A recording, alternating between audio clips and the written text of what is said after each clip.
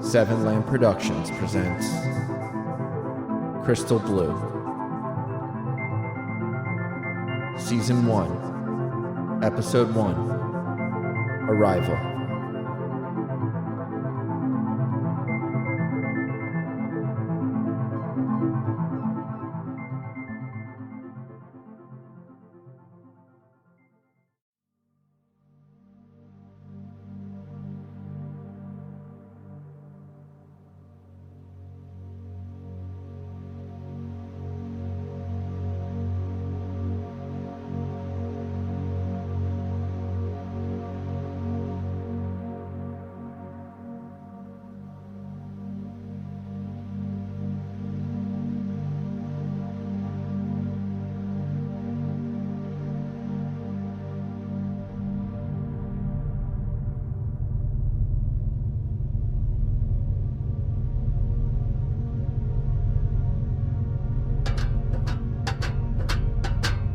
Oh my god, 3 weeks on this stupid small-ass shuttle with nothing to do. A person can go crazy floating in space in a tin can such as this. I don't know how the supply runners do it. At least on the frigates you're able to walk around. On this frickin' wind-up toy, there are 5 rooms and 3 of them are packed to the brim with supplies. To keep busy, I try to type in my diary, but I'm running out of things to talk about. I've already mentioned the most important thing to happen to me in the past month. The reason why I'm on this ship. I'm done writing though. My eyes are starting to water. I have a headache. Can't look at my screen any longer. Screw it. I think it's time I find Palmer and bother her some more.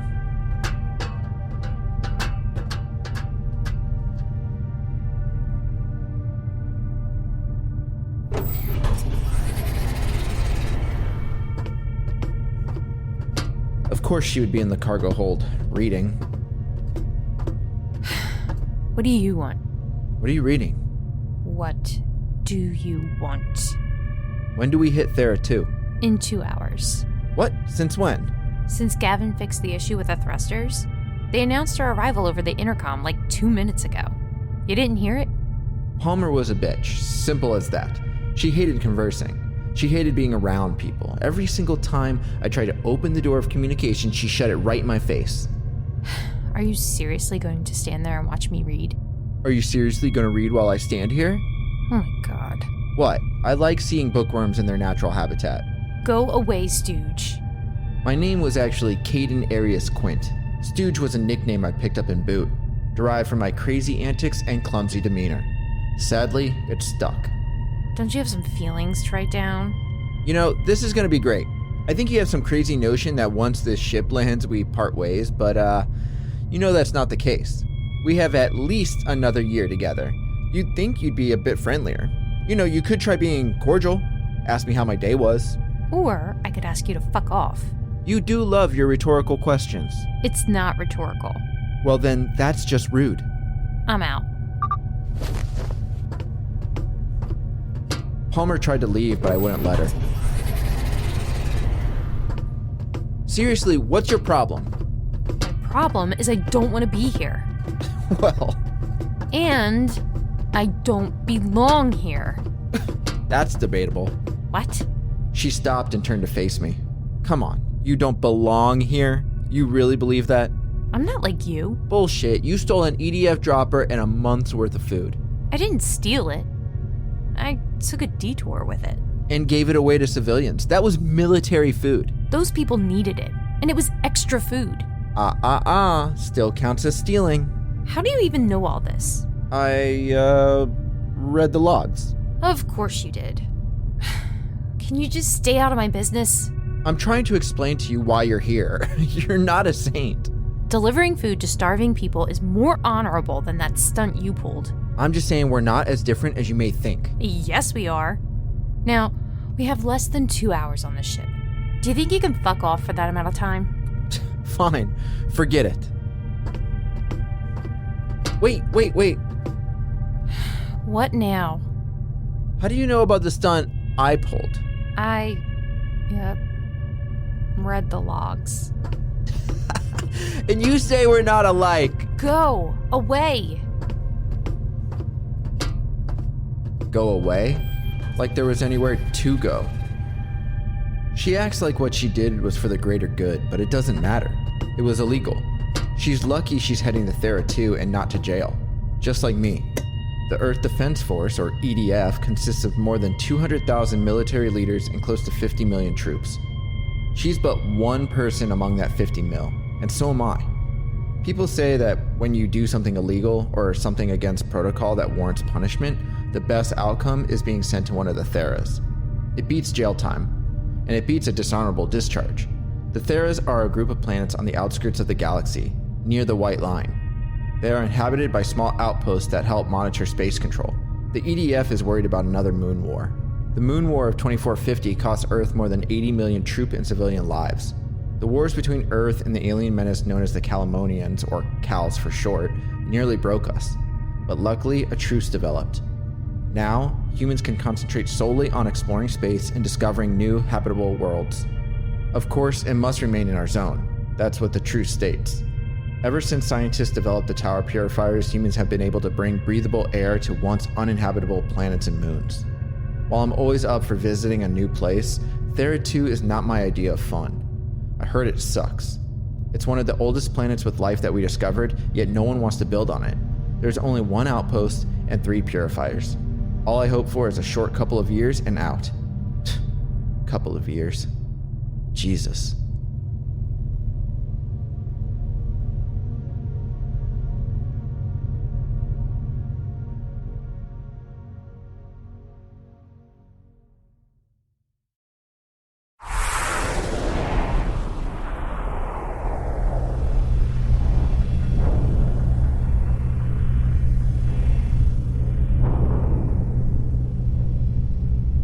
Lady and gent, we are finally here at Thera II. We are entering the atmosphere, so please find a secure seat and brace yourself. Crates fell around me. Jesus, maybe I shouldn't be sitting in storage. But it was too late now. What the hell? Do they not tie these things down? I looked out the small porthole at nothing but clouds. Finally, the shuttle dipped below them, and there it was. Rugged rocks and red stone as far as the eye could see. Okay, we're through the rough. Move freely. Should be a smooth landing from here on out. Shit. We soared over a large valley, descending rapidly. I could see a dark speck on the horizon, between 2 large rock walls.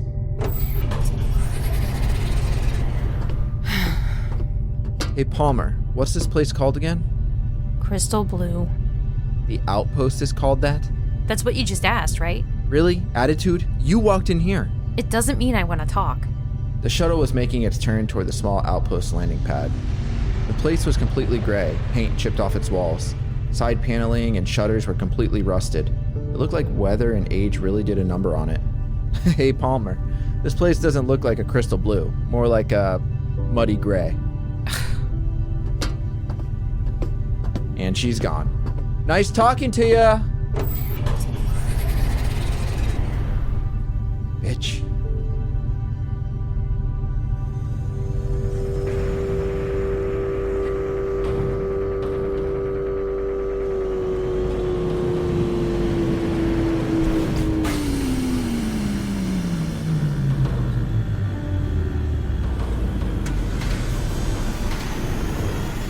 The ship finished its descent and landed on the rocky ground.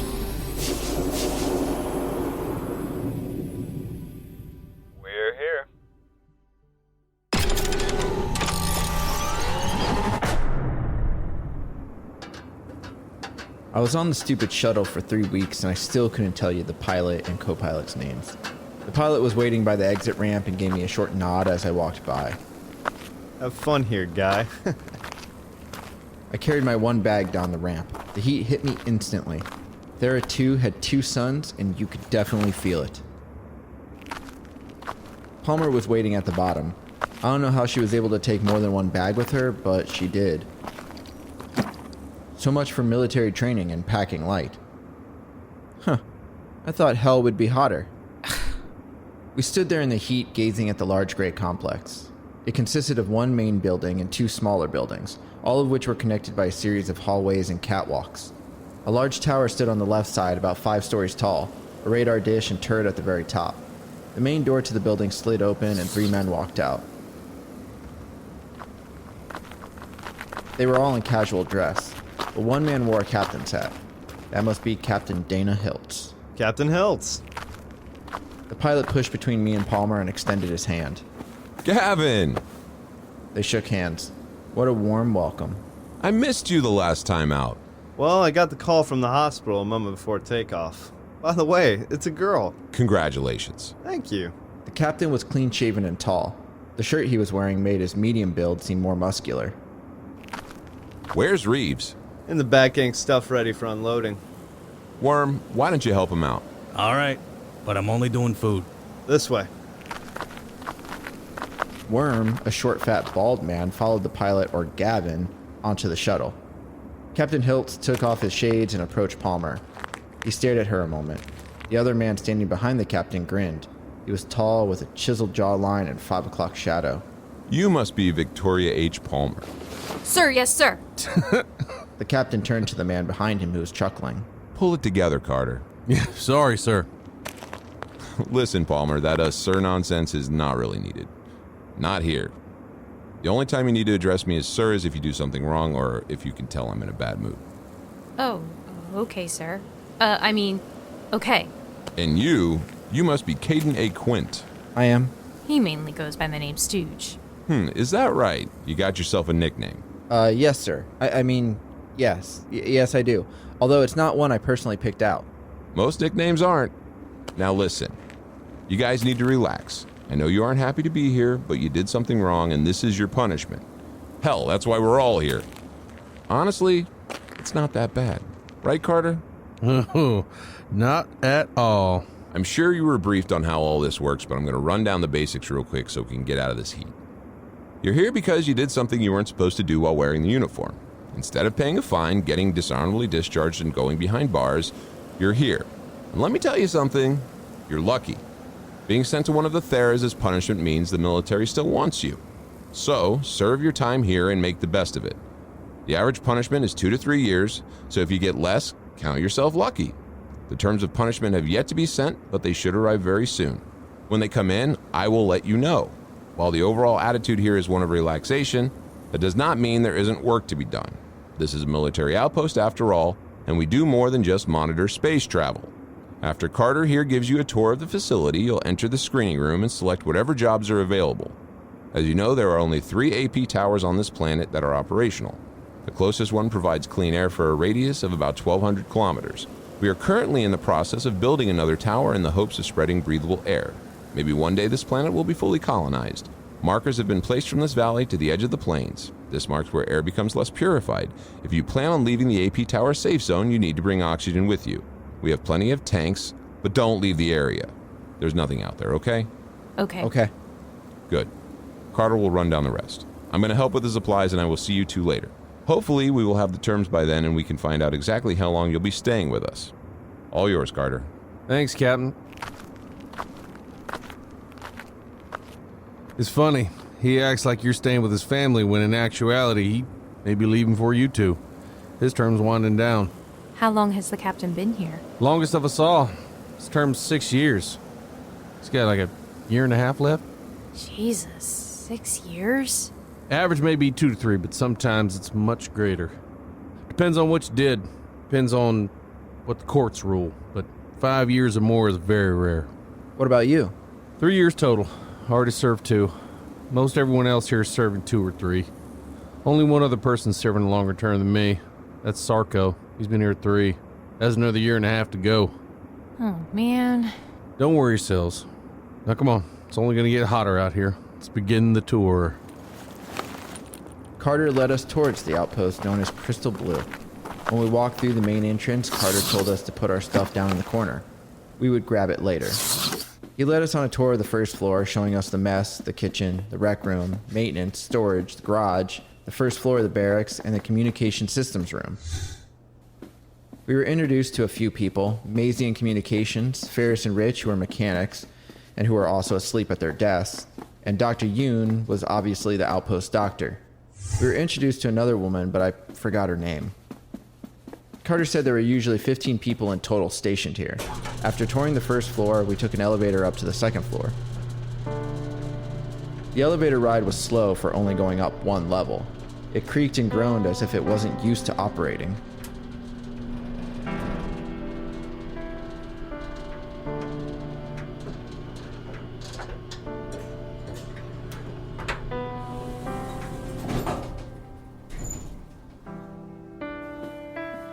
Here we have the second floor. There's a few outside catwalks that connect different areas. For instance, the tower is going to the right, but we're going to the left first. Over here we have the second floor of the barracks or sleeping quarters. It's got a lot of room for each individual, but doesn't offer much privacy. Captain's room and office is past that door, along with the second floor of the rec room and the screening room. This right here is the medical and more storage. If we keep heading this way, we'll hit the second floor of the garage, so instead let's head back this way to the tower so we can go up the last 3 levels.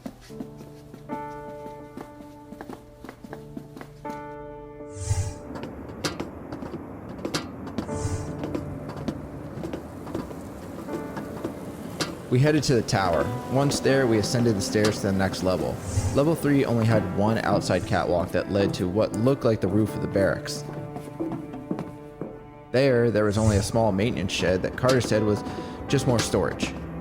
There was also a half-circle area known as the perch. It was situated in the middle of the catwalk, overhanging the catwalk on the second floor below us. There actually used to be a turret here. It apparently had 360-degree movement. That way we'd be protected if anything ever came from the east. What happened? Broke down or something, way before I got here. There's one up there.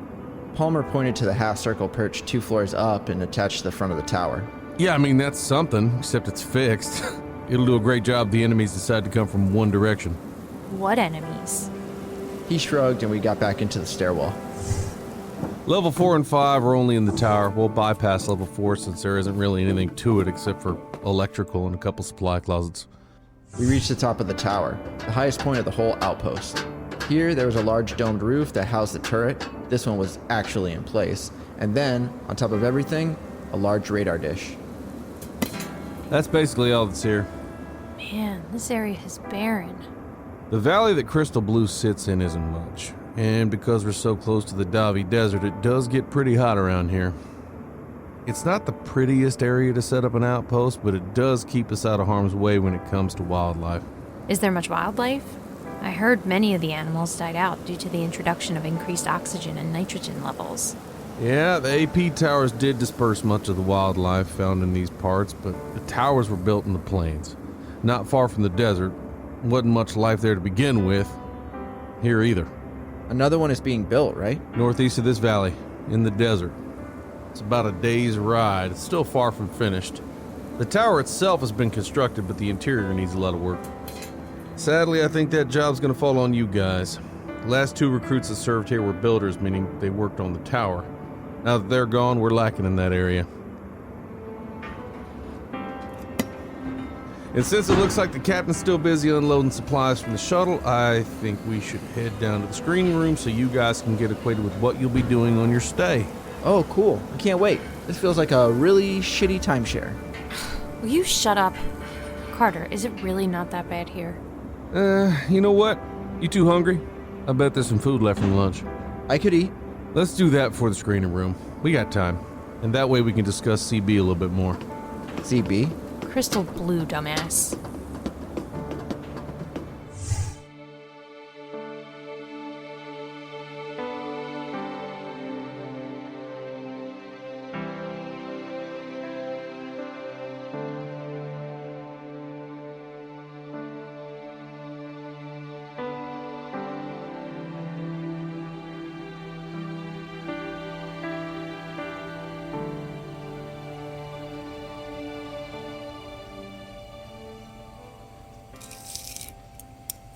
This stuff isn't half bad. Close your damn mouth. No one wants to see that. Carter, you may think me and Palmer are close, but you'd be dead wrong. I know it doesn't seem like it, but Palmer really doesn't like me that much. Is that so? 3 weeks with him was enough. I don't know how I'm gonna last any longer. Sadly, it won't get easier. There's a few here already that don't get along, and it never does get any better. This is a small place to be holed up for so many years, but my advice, don't count the days. If you count, time's gonna move a lot slower. I guess that was my problem on the ship. No, your problem is you're too standoffish and snobby. Says you. You have no communication skills. I think I'm doing fine now. Oh, so it was just me? Why do you think I read so often on the ship? I figured it was because you were a nerd. I'm a nerd, says the guy with a frickin' diary. Whatever. Dear diary, how can I annoy the crew and passengers once again? Especially the beautiful and talented Victoria. Jesus. What? I'm sorry you guys had a rough trip. Because of him. Well, I think it was because of her. How about it, Carter? Want to pick a side? No. I try to stay out of the drama. This kind of thing happens often around here. This place may be small, but if you aren't getting along with someone, I'd suggest keeping away for a bit. There have been plenty of fights in the past. It's mainly the small living quarters, but I blame the heat too. Something about the heat just puts everyone in a foul mood. So you're saying I'm going to annoy more than just Palmer? Yeah, possibly. Of course you are. Time will pass though, and eventually you'll be back on a ship heading for O'Mara or Helena or hell, maybe even Earth. You said you only have a year left? That's right. Are you excited? Honestly, I don't mind it here. I know some are itching to get off this rock, but me, I can handle it. So you like it? No, I don't mind it. Much different. God, I hope I get a short term. Fingers crossed? For the past 3 weeks. How about you? Yeah. I'm, worried it might be kind of long, though. Really? Why's that? 'Cause he did a bad thing. We all have. In the EDF size. I'll just hope. Well, odds are it'll be 3 years. Maybe 4 if what you did was really that bad, but I wouldn't worry yourself. Okay. Good. You guys done? We should probably go get you acquainted with your jobs. Run. We headed back upstairs to the second level where we found the screening room. Carter said every other job was taken at the moment, so it looked like we would have to take the builder positions. Palmer quickly tried to get out of it, explaining her lack of knowledge when it came to construction, but Carter didn't seem to care.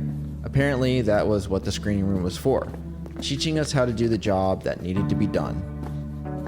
I have to admit, seeing Palmer upset about the news of hard labor actually made me happy, even though I was in the same boat. Here we are, the screening room. Go ahead and pick any computer you wish. The screening room had 6 computer terminals and a digital library in the back. The screens were old and the back one was cracked, but still displaying a revolving image of the planet. Do we really have to do this now? Yeah. Okay, now go ahead and pick whichever job's highlighted. Should only be builder positions. It is. Well, there you go. It's not that bad. Although you will be working with Sarko, and he can be a bit of a handful. Just click the position and watch the tutorials. How long will this take? Don't start counting days on me now. Oh, man. If you have any questions, type them into the database. This room holds all the information. You even got a library over there. I'll be back in an hour to check up on you guys. Carter, what's your job here? Me? I'm security. Want to switch? Yeah, right. You are so stupid. You know, this is nice. I was worried we weren't going to be spending enough time together, since you wanted to avoid me. But now we work together. Want a carpool? Just shut up.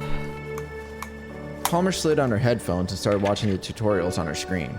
I did the same. A video of a young man walking out in front of a white background. Suddenly, the white background transformed into a landscape, rapidly changing forms. The landscape morphed from desert to beach to rocky mountains and then back to desert. A large tower appeared, shooting up from the ground.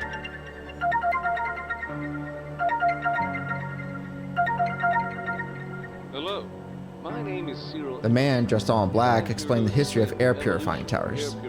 Really? History? I dropped out of school for a reason.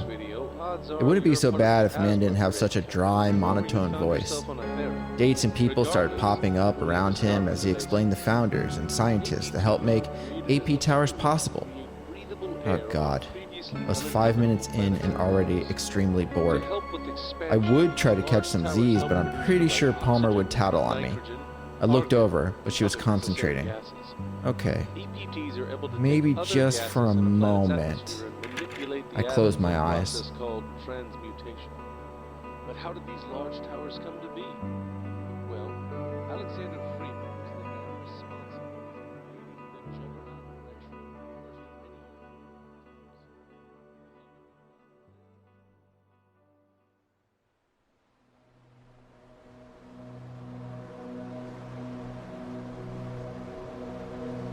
now sat upon a small boat in the middle of Maripur's vast sea. The Sea of Faluma was one of the largest the planet had to offer. The boat lifted into the air as the transport ship rose. I grabbed onto the cable lines and stared down at the rocky waters below. Shouts and explosions filled the air. It wouldn't stop. The general's voice echoed around me, shouts of disapproval. I had to do it. I jumped. The general's voice started to transform, melded into something completely different. A woman's voice. What was she saying? Get up. Hey. Hey, get up. Get up. Wake up, idiot. Startled, I nearly fell out of my seat, knocking the computer monitor off its stand. Oh, how long was I out? The tutorial just ended. A whole hour? Crap. Well, at least Carter's not back yet. Yeah, he is. Shit! Carter sat in the chair behind me, feet up on the desk, arms folded across his chest. Hey, I'm sorry. I didn't realize... Relax. I couldn't care less whether you watched the tutorial or not. One video isn't going to get you acquainted with what that job actually entails. That being said, I'm not in charge of building. That job falls on Sarko, and Sarko can be a bit of a hothead. He doesn't care for mistakes, so my advice, take the next 2 days to get yourself acquainted with the work. Sarko and the rest won't be back till then. Gives you some time to study up. You too, Palmer. Maybe you guys can do a bit of sucking up, too. Whatever it takes to get on Sarko's good side. Wait, they come back in 2 days? They're putting in extra hours this week. Oh, okay. They're coming back to restock the supplies and fix one of the zippers. What's a zipper? Wait a second. How does that make sense? Oh, you guys don't know. There are no Sundays here. Thera planets have solar days of 30 hours with 6 days a week. With its rotation actually gives us a 20-hour day and a 10-hour night. So builders only get 2 days off. Wait, what? Where did you see that? On the schedule at the end of the video, Stooge. That's right, Palmer. Unless you put in extra hours like Sarko and Roman, and get used to that. Sarko drives hard. It's like he wants to be the one to finish the tower. I don't get it. Anyway, I'm here because the captain told me term orders came in. Wait a second. Do terms? No, and I know what you're going to ask. Terms are applied using Earth years, so don't worry. However many years you'll get depended on the good old Earth rotation around the sun. Good. Now, would you like to find out how long this punishment will last? Follow me. We headed out of the room. I couldn't help but be nervous. My palms were sweaty. But Carter did calm me by saying most terms were relatively low. The captain's office was right next door. Here we are, captain's office. He'll want to do this one at a time, so Palmer, why don't you head in and Stooge and I'll go down and grab the bags. Okay. Come in. Come on, Stooge, this way. We went downstairs to the main hall where we first entered. I grabbed my bag and one of Palmer's. Carter grabbed her other two. How was she allowed to take so much with her? And her bag was heavy. What, did she think she was going on vacation? This isn't a hotel stay. We took the elevator back up. In the hallway we passed May? I think that was her name. May? No, Kay. I think her name was Kay. Carter had pointed her out on the catwalk earlier. Damn, why can't I remember her name? Just put him here for now. You can find your bed later. Come on.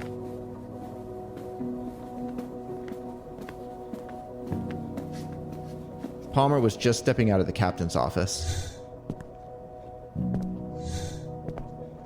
How'd it go? 1 year. Wow, congratulations. That's nothing. It'll be over in no time. That's what I'm hoping. All right, Stooge, get in there. Okay.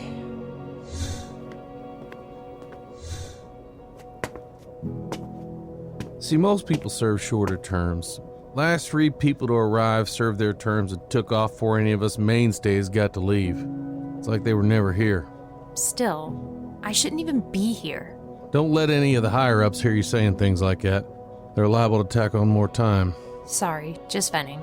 Listen, it's not as bad as it seems. Captain's an amazing guy. Sure, some of the people here don't get along. There's Definitely drama from time to time.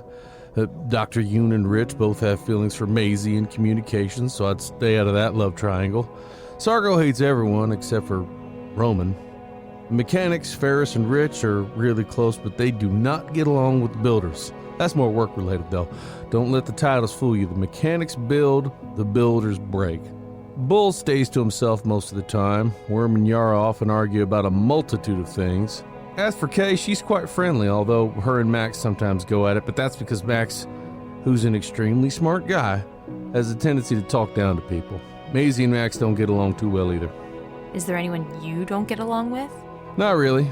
Sarko and I don't always see eye to eye, but when that happens, we just give each other some space. Same goes for Roman.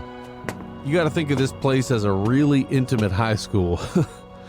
I mean, with 15 people living all under one roof, there's bound to be tension, conflict, and even romance. Well, at least I only have 1 year of it to endure. True. Let's see how long your friend gets. Oh, God. He's not my friend. How'd it go in there, kid? What's the punishment? Can't be too much better than Palmer's terms. You alright? What happened? 9 years. They're giving me 9 years.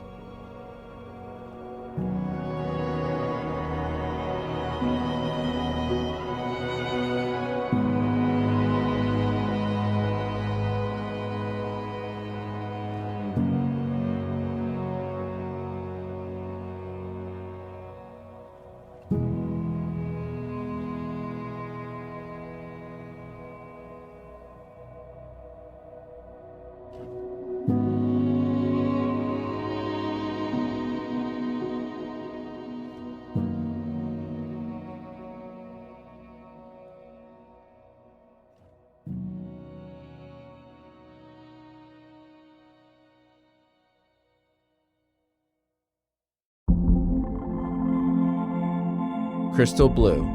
Written and edited by Robert M. Lamb. Starring Robert M. Lamb as Stooge, Gina Coyle as Palmer, Jack Austin as Carter, Ariel Hack as Kay, Ryan Messick as Captain Hiltz, Brett Wilkins as Max, Corey Pettit as Maisie, Lucas Webley as Dr. Yoon, Ryan Wiggs as Rich, David Queequeg as Ferris, and Mark Croftus as Worm.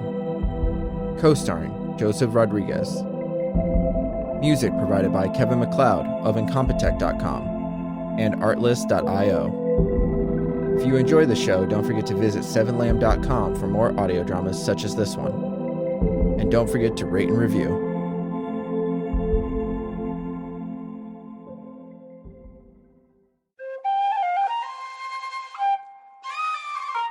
This has been a 7 Lamb production.